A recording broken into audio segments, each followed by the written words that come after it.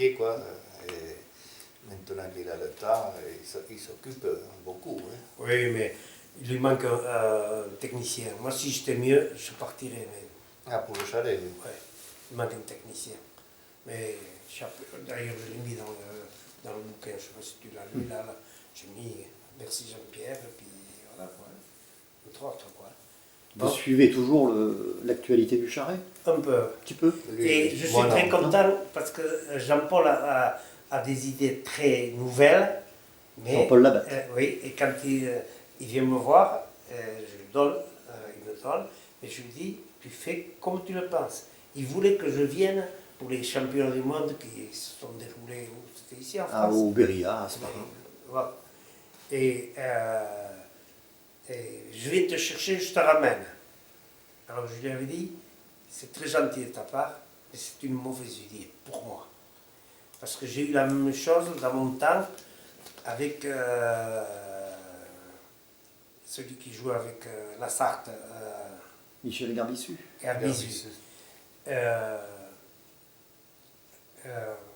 C'est moi qui allais aux entraînements de Charret et compagnie. Puis je vois à un moment donné Garbissu qui est là. Alors je lui dis, bon, qu'est-ce que tu fais là?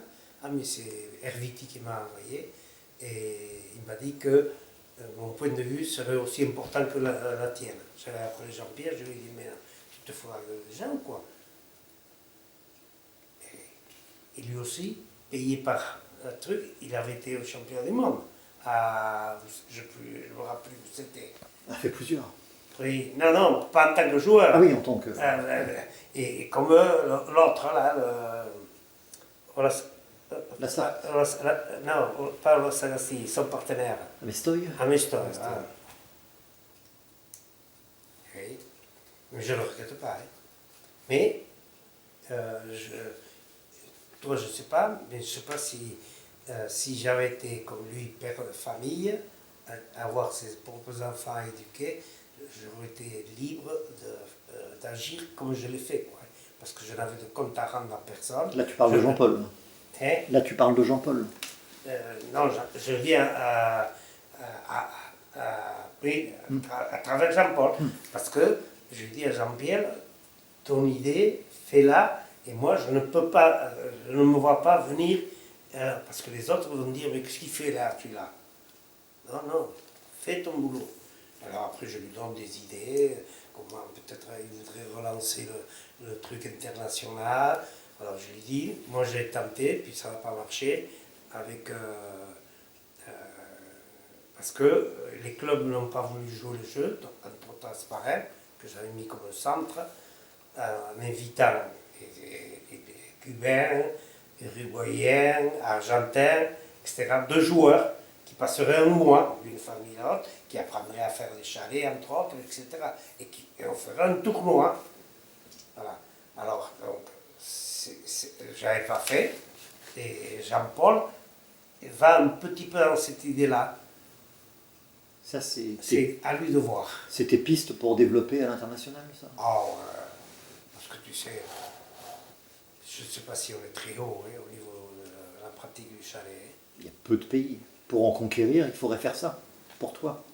Que la France joue un rôle central. Ah oui. Ouais. Ah oui, c'est là où il y a le plus de joueurs, le plus de trucs. Bon, il y a l'Espagne qui fait son truc, son chemin, mais bon. Donc tu parlais tout à l'heure pour le développement du Charret. Michel aussi, vous pouvez dire ce que vous pensez. Toi, tu penses que les féminines, ça peut aider, que la France doit jouer un rôle majeur pour l'international. Et tu parlais du 30 mètres tout à l'heure, tu y crois au 30 mètres? Non. Non, c'est pas pareil. Pas pareil. Non. Pour moi, non. Hein. Mon point de vue. C'est ton point de vue. Tellement tu prends plaisir à triquer parce que tu as les 4 murs, etc. Tu as les 28 mètres 50 ou 28 mètres. Tu peux jouer entre les deux, etc. Tu as plein de choses, quoi. Hein. Tandis qu'en mur à gauche, c'est quand même... il faut bourrer derrière, avoir une balle d'attaque pour finir le point, quoi. Hein. Il y a moins d'échanges.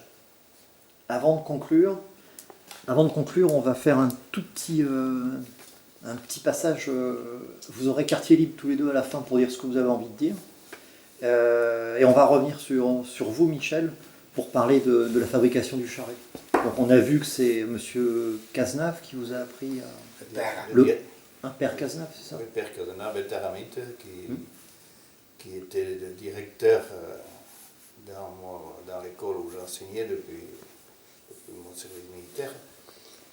Et en discutant comme ça, l'idée était venue de... Là, vous ne connaissiez pas la spécialité du tout? Non, je savais ce que c'était le chalet. Vous saviez que ça existait?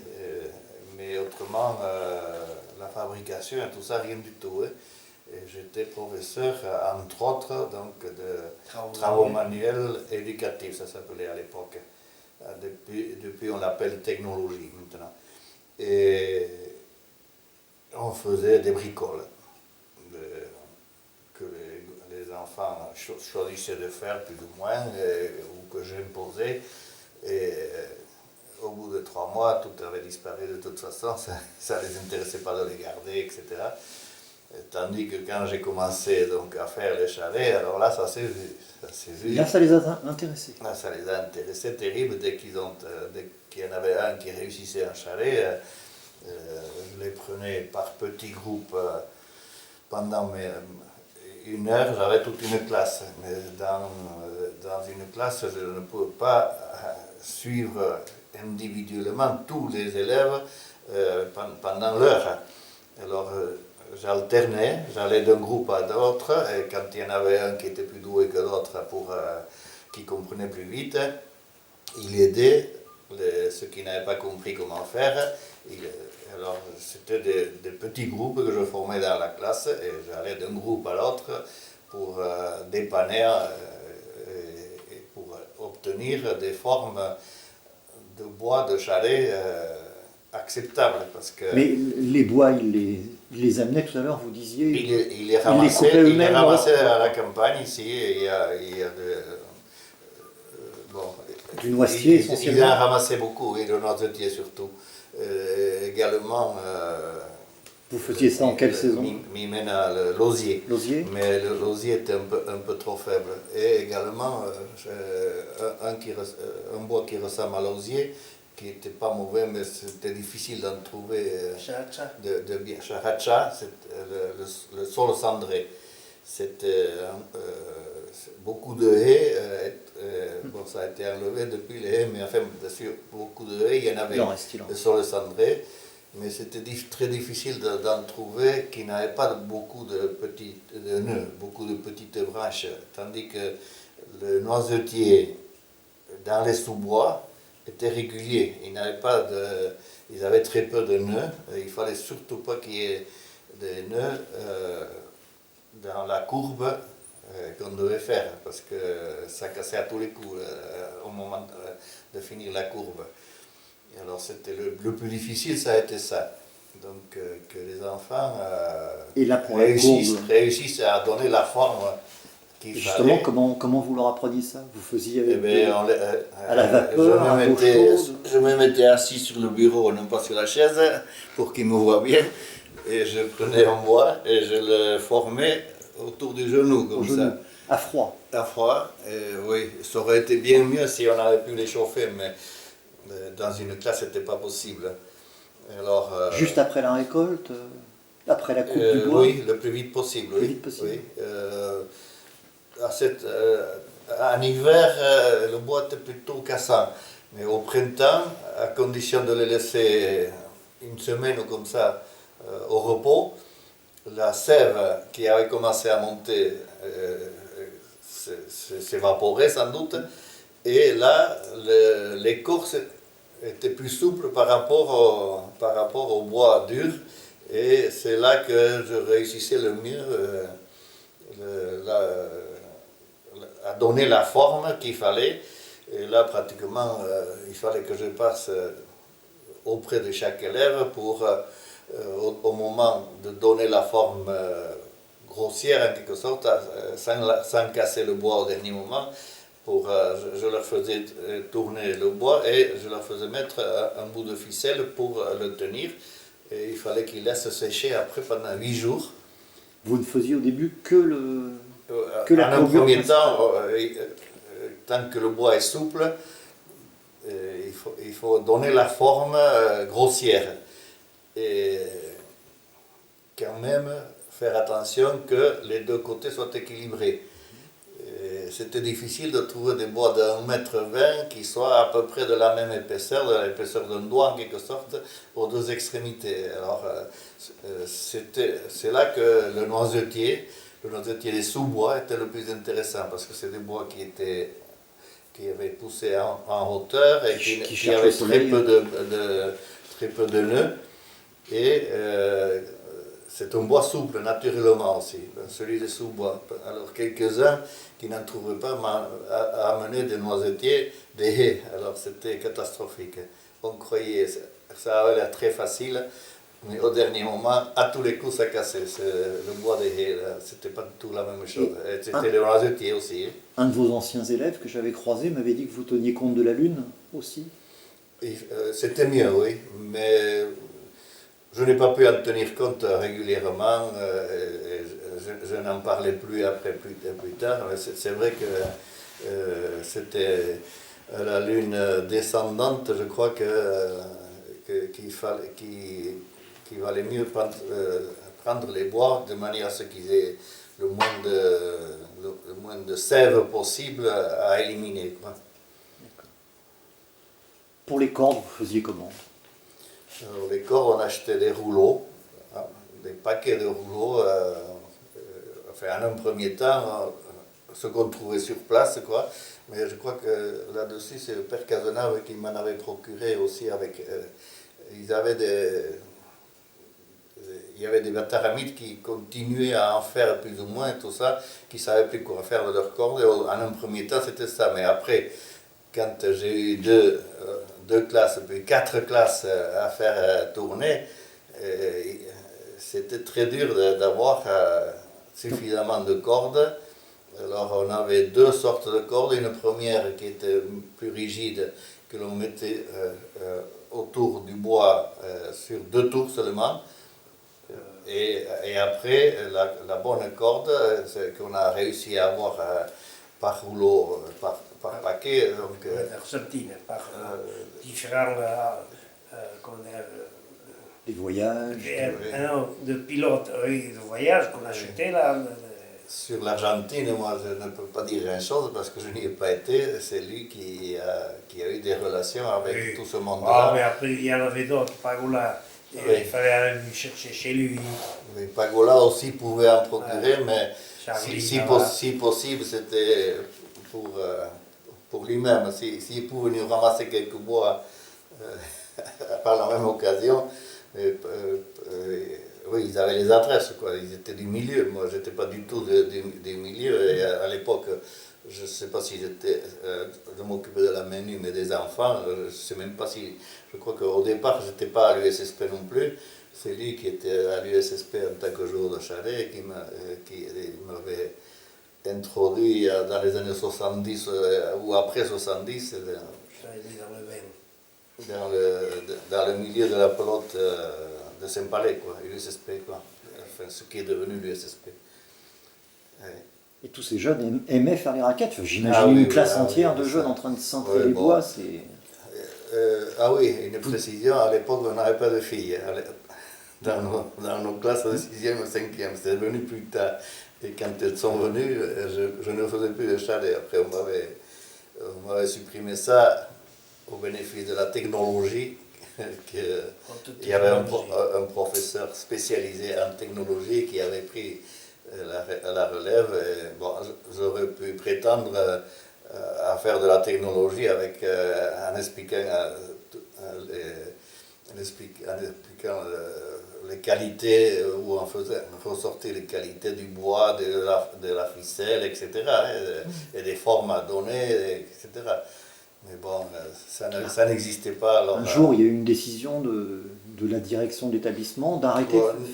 Non, c'est moi qui n'ai pas pu continuer parce que à un moment donné, le père Cazenave qui a écrit des pastorales et tout ça à cette époque-là, était assez basquisant et voulait qu'on enseigne la langue basque dans les écoles, dans toutes les classes de la 6e à la 3e.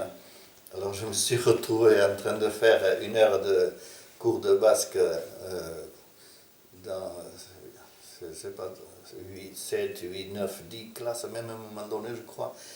Et ce qu'il faisait, c'est 10 heures de cours. Et sur 22, il me reste, j'ai toujours eu, depuis mes débuts à Saint-Palais, l'anglais en 6e et en 5e. Ça, j'ai gardé ça toujours. Ça, c'était sûr, assuré, quoi. Donc là, Parce que le basque, on pouvait me le faire sauter du jour au lendemain. Mais donc, quand j'ai eu une dizaine d'heures de cours de basque à faire, les travaux manuels éducatifs n'existaient plus, ça s'appelait technologie. Et un professeur, un collègue, était formé pour la technologie officielle en quelque sorte. Et un programme a été imposé, quoi, petit à petit. Et c'était passé à 2 heures aussi d'ailleurs. Votre emploi du temps était plein et, oui, j'avais trop et les programmes avaient changé. Oui, les programmes avaient changé. Et moi j'avais donc, entre l'anglais et le basque, j'avais mes 20 heures facilement. Et donc, je ne pouvais plus faire les travaux manuels éducatifs. C'est mon programme qui a changé en quelque sorte. Et en dehors de tous les jeunes auxquels vous avez appris à fabriquer, vous avez eu ensuite des contacts avec Adrien Camino, avec Jacques Saldubert, Oui, Saldubert, c'est moi qui l'ai appris. D'accord. Il est venu ici, chez moi, pour apprendre à faire les chalets, il le dit. Il est honnête, lui, Adrien. Non, mais après, il a perfectionné. Oui. Tu le sais, pour chauffer, etc. Ça, je savais qu'on pourrait le faire, mais seulement je ne pouvais pas le faire, moi. Et comme à ce moment-là, quand lui est venu voir comment, ce qu'on pouvait faire, le bois et tout ça, parce que sa femme était la rote. Et il venait souvent ici, et donc ça l'a intéressé de faire un chalet.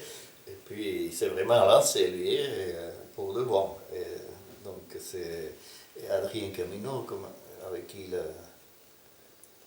il avait commencé avec quelqu'un. Mais Adrien, on n'aimait pas les trucs d'Adrien Camino parce que justement, si tu veux, il avait un truc trop arrondi en haut. Et puis après. Tu risques moins de casser quand tu laisses plus arrondi comme celui-là. Ouais, c'est moins arrondi. Tandis que les autres, ce que toi tu fais, les aiment plutôt allongés. C'est beaucoup plus joli. Ça a de la gueule.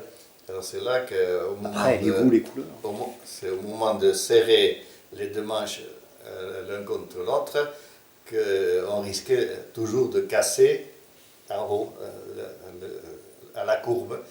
Alors si on laisse les chalets assez larges, c'était plus facile. Le rayon est moindre. Alors il y en a qui ont fait des chalets beaucoup plus larges et techniquement c'était plus facile, oui. Quand on allait jouer à Domezin, il y avait Emile Oxobi qui avait un chalet, je ne sais pas d'où ce qu'il avait, énorme, il faisait je ne sais pas combien. Nous on avait c'est 4-5 cm je crois, entre le haut et le bas, il avait 65 ou un truc comme ça. Ça partait à une vitesse. Un collègue d'ici, d'Asparin également, originaire. Ouais. Encore Asparin. Oui, on était presque jumeaux de naissance avec lui.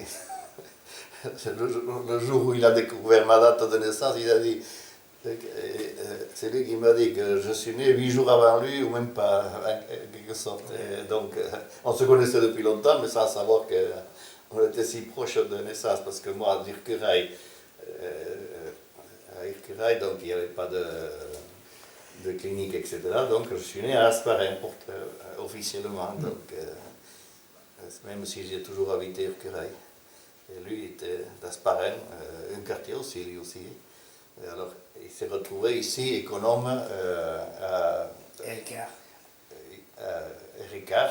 Et on s'est retrouvé comme ça. Et on a commencé à faire un tournoi à Domezin, justement, avec lui, entre autres. Puis deux ou trois autres copains, on allait régulièrement. Avec Sarango.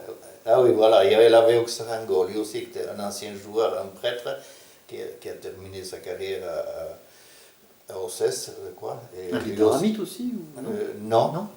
Lui, je crois pas. Et Émile non plus n'a pas été vétéranite. C'est avec ce Ayerza. Là, que, Ah oui, Émile, oui. Sobi, avec ce cet type-là, Ayerza, Ayerza. c'était l'instituteur, instituteur directeur de l'école libre Voilà. à Sparin. Jusqu'en sixième. Il y avait le collège d'un côté, une cour, et de l'autre côté du bâtiment, c'était l'école libre à Sparin. Et alors, il y avait des murs, des frontons, et tout ça qui était là ou pas loin. Et donc, ce monsieur était là, à Risvan était à côté. ce monsieur Ayerza, donc c'est dans ce cadre-là que... Enfin, moi, je l'ai connu à peine un peu parce que quand j'étais élève, prof aussi, j'ai fait un an à Sparin aussi. Et donc, je le connaissais, mais sans plus, tandis que toi, tu étais son élève. Oui. Et quand on a bien travaillé, le samedi après-midi, on était collés. Non, on travaillait le samedi après-midi. Et lui, qui suivait le rugby, j'adorais le rugby, et si on était collés dans la classe, on n'avait pas droit à un truc. Sinon, Il était venu lui aussi. oui, et ça lui coûtait. Oui, voilà, bon. Vous gardez des bons souvenirs de toute cette période de pelote et de charret? Ah oui. J'ai eu le chalet. Vous avez aimé ça se voit, ça se sent. Je ne pouvais pas non plus être tout le temps à ça parce que j'avais une famille aussi. Et je m'occupais. Qui jouait Je aussi. faisais pas mal d'heures d'entraînement. Et donc, la pelote c'était quand même secondaire. Il y avait un métier, un boulot à assurer, la famille. Alors on n'était pas non plus disponible. Lui, il a été plus disponible que moi, oui, surtout pour le chalet. Mais j'ai beaucoup, je le dis d'ailleurs, j'ai beaucoup reçu. On me dit, mais vous avez donné? Non, j'ai beaucoup reçu. Et moi, petit à petit, j'avais quand même constitué un groupe pour s'occuper de la main nue en dehors les plus jeunes, les petits en formation. Donc, c'était moi-même qui en faisais le plus, avec lui aussi pour le démarrage pendant tous les samedis après-midi. Mais après, au fur et à mesure qu'ils grandissaient, on les a laissés d'anciens joueurs, d'autres qui ont continué et qui continuent d'ailleurs à s'occuper de la main nue maintenant. Et que sont devenus ces petits trinquets de Garicole Ils sont Sénignard? tous là, oui. Là, oui. C'était la cour de récréation en quelque sorte de Garicole Sénignard. Et le trinquet de Domezin, il existe toujours. Ah oui, il y en a un dont on n'a pas parlé, qui nous a servi aussi quand même, c'était l'Arceveau. Ah oui. Avant Oreg. Avec Olara. Jusqu'à l'Arceveau. Olara avait fait un trinquet. Vous alliez jusqu'à l'Arceveau pour... Oui. On avait un petit car pour aller ramasser les gosses. Le samedi après-midi, on ne pouvait pratiquement pas jouer à Saint-Palais dans l'après-midi parce que c'était réservé au public local, c'est-à-dire les Saint-Palaisiens, les vrais Saint-Palaisiens. Nous n'en étions pas. Voilà ce qu'on entendait dans la bouche d'un certain Jean Hérutier. Quand sa mère est morte, le trinquet est revenu à Saint-Palais, à la ville de Saint-Palais. Et là, on a exigé d'avoir le trinquet de Saint-Palais le samedi après-midi aussi, où on ne pouvait pas mettre les pieds autrement, le samedi. Je te racontais cette histoire-là, parce que j'ai moi aussi vécu, c'est que on avait Alchourou, Jean-François, qui était intéressé pour prendre un poste, comme maintenant, tu sais, comme le temps de celui de Moléon, là, comment il s'appelait? Tchécopar, en tant qu'animateur. Et ici, on a aussi un jeune à Mulet qui a pris un truc. Et alors, donc, on avait une réunion avec la mairie, donc Michel aussi y était, et on avait dit que ce n'était pas normal que Saint-Palais n'ait pas les trinquets Jean Hérutier disponibles, etc. Et que nous, on demandait la gérance du trinquet, qu'on avait quelqu'un qui allait le faire, etc. Sur le modèle Goïseco. Et Jean Hérutier avait dit, je paierai ce qu'il faut pour garder la gérance du trinquet. Oui, parce qu'à la mort de sa mère, c'était la ville qui décidait. Alors, donc il avait accepté, mais seulement il fallait aller frapper 2 ou 3 fois chez lui quelquefois parce qu'il fermait, hein, pour nous faire chier. Parce que, enfin, tu ne le sais peut-être pas, Saint-Gemme, le propriétaire qui a construit dans le trinquet, avait fait comme héritier sa mère. Et Jean Héritier aussi normalement, mais comme il était passé de la main nue au Yokouarbi, il l'avait déshérité en quelque sorte. Et ce qui fait qu'à la mort de sa mère, le trinquet, il n'était plus, c'était plus lui le seul, exclusivement. Alors, on a quand même profité un peu de ça après la mort de sa mère pour obtenir le trinquet le samedi après-midi officiellement, quoi. On l'avait le dimanche matin, on nous laissait assez facilement. Oui, oui. Assez facilement. Là, c'est l'époque où vous jouiez dans des trinquets, où vous mettiez la planche au fond pour boucher. Oui, là aussi, oui. À Saint-Palais aussi. Saint-Palais aussi, oui, oui. Et alors, oui, il y avait Domzen. Ah, c'est avant Aurec, ça. Oui, avant Aurec. Ah oui, Aurec, c'est récent. On avait Bégios aussi encore. Récent, on vieillit, hein, toi. Oui, par rapport à... Oui, quand on a commencé, il y avait Saint-Palais, le grand trinquet, Saint-Gemme, où on n'avait pas la côte avec l'Henri, et puis heureusement, le petit trinquet de Garrigue-Vessignan de 25 mètres, qui nous était ouvert autant qu'on voulait, quoi. Mais il y en avait un autre qui n'a pas vécu, c'est le trinquet Béroguin. Ah oui, oui, mais on ne l'a pas connu en activité. Qui est détruit. Non. C'était devenu le dancing. Dancing, voilà. Je ne sais pas si tu as vu, il y a un livre qui est sorti, qui a été sorti par le marquis d'Arcang, sur les trinquets du Pays Basque. Oui. Et bien, un jour, j'étais là, devant ce trinquet, en quelque sorte, devant chez Béroguin, et puis un type me demande des renseignements. Et il me dit, bon, il paraît qu'il y avait un autre trinquet ici quelque part. Je lui dis, écoute, on est juste devant, regarde, c'est là. Et tu sais comment je l'ai connu, moi? C'était mon dancing préféré pour la foire de Noël. Je lui avais dit comme ça. Non, oui. Alors je l'avais fait rentrer, c'était ouvert, c'est très souvent ouvert. Ça appartenait à 2 dames de Saint-Palais. Et effectivement, on voit quand même que ça a été un trinquet. Toujours la structure, ils l'ont pas dégradé. Il n'y a pas de planche ni rien, mais le plafond aussi bas. La forme, il reste tout en les 4 longueur, murs. ça, on voit oui, que ça a pu être un trinquet en quelque sorte. Voilà, Et celui-là, vous ne l'avez jamais utilisé? Non, moi je ne l'ai pas connu ouvert, moi non plus, ouvert à la pelote. Moi je l'ai connu ouvert pour la foire de Noël de Saint-Palais, où quand on était jeune, on mettait les pieds. Moi, sortant du séminaire, je n'ai pas mis les pieds. En cas que je rencontre le diable. Moi j'avais plaqué le séminaire juste avant. Personnellement, j'ai fait le tour. Même si, oui, c'est très bien. Même si on pourrait parler des heures avec vous. Je crois que, à vous le mot de la fin. Je crois que s'il est venu, c'est que le repas est prêt, là, alors il vaudra mieux qu'on y aille. Didier, à vous le mot de la fin. Didier, qui a été pour nous un type formidable. Oui, on n'est pas là pour parler de moi, on parle de vous. Oui, un type formidable, et pour le chalet également.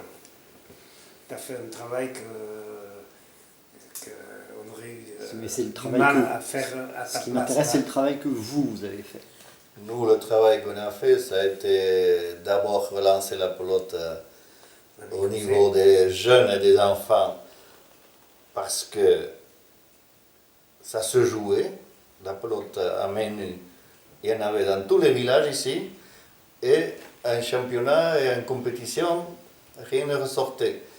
Alors, moi, par hasard, ayant reçu un bulletin d'inscription de l'Union Basque à l'époque, c'était Paul Robert qui avait lancé ça, et je m'étais lancé là-dedans.